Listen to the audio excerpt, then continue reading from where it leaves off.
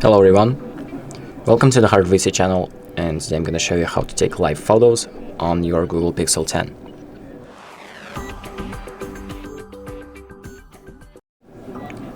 So what live photos are is when you take a photo of something moving, you can capture like a little moment, like a little video with the photo, so like displays as basically a moving photo.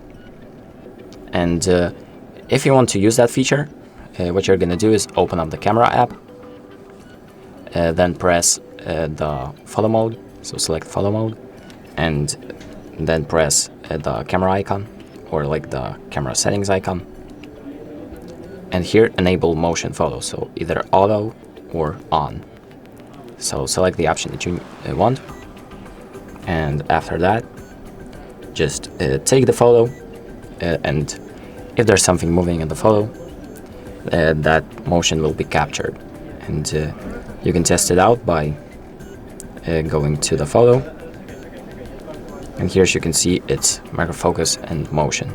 So now if you hold on the photo, it's going to display a video. So this photo doesn't really have anything to display, but if you hold on it, it's going to play the video of whatever photo you just taken. So that's pretty much it.